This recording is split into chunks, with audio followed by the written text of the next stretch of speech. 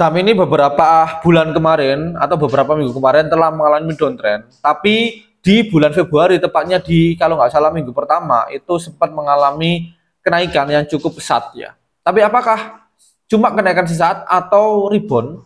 Oke, kita analisakan saham PGEO.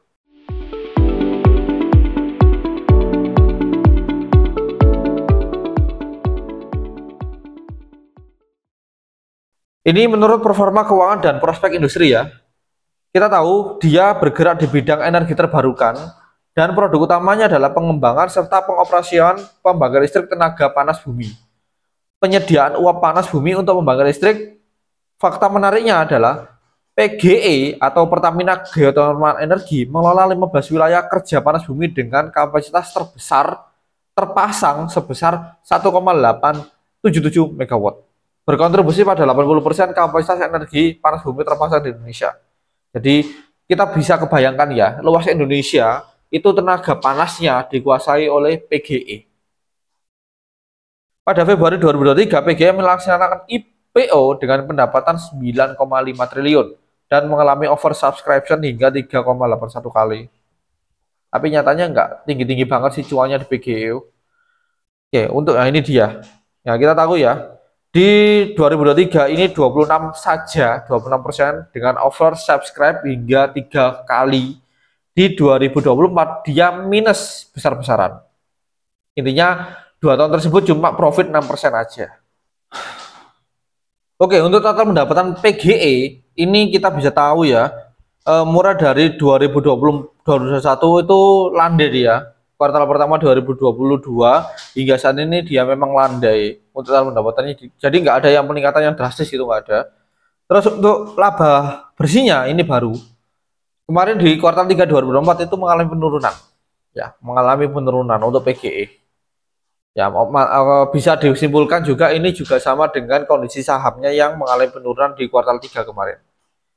Prospek industrinya, peluangnya adalah potensi panas bumi Indonesia mencapai 24 gigawatt, terbesar kedua di dunia setelah dan nomor 1 di ASEAN ya. Ini kontrak jangka panjang dengan PT PLN dengan skema take or pay memberikan pendapatan yang stabil. Tantangannya adalah fluktuasi harga energi global, perubahan regulasi pemerintah, dan resikonya adalah perubahan kebijakan energi global dan nasional. Serta kemampuan perusahaan dalam mengelola proyek ekspansi dan menjaga efisiensi operasional. Aksi korporasi yang mendatang, ini rencana ekspansi ya. PGE berencana menambah kapasitas terpasang melalui pengembangan wilayah kerja panas bumi baru dalam beberapa tahun ke depan. Terus ada program MESOP, Manajemen Employee Stock Option Plan. Ini Agustus 2024 kemarin, PGE mengumumkan program MESOP dengan total 287 juta lembar saham yang akan dinaikkan dalam beberapa tahap. Manajemen and Employee Stock Option Plan. Jadi ini manajemen sama employee-nya itu dikasih opsi, kamu dikasih saham untuk dikembangkan. Makanya dia keluar sehingga sampai 287 lembar saham. Oke, ini ada berita ya, yang rencananya Januari kemarin, PGE menegaskan posisinya dalam perusahaan energi hijau kelas dunia melalui partisipasinya dalam Abu Dhabi Sustainable Week atau ADSW 2025. Serta dia diakui oleh ESG Global menjadi 2025 ESG Top Red Company yang dirilis oleh Sustainability Analytics. Menempatkan sebagai perusahaan dengan skor ESG teratas di antara 647 perusahaan di sektor utilitas lainnya. Oke, untuk kesimpulannya, fundamental ini memang basis kekuatannya cukup besar ya. Dia menguasai tenaga uap 80% di seluruh Indonesia. Terus prospek industri yang menjanjikan, mengingat potensi besar panas bumi di Indonesia dan komitmen pemerintah Indonesia dalam energi terbarukan. Valuasi sahamnya memang di bawah rata-rata, hampir PBV-nya hampir mendekati angka 1. Karena ini ada investor besar di belakangnya, yaitu pemerintah sendiri. Rekomendasinya ini bisa untuk jangka panjang di PGEO dengan tetap memantau perkembangan industri serta kinerja perusahaan. Jangan sampai kita investasi jangka panjang, nyatanya harga sahamnya terus turun. Salah satunya di Unilever dan Gudang Garam. Oke, kita coba cek analisa teknikal.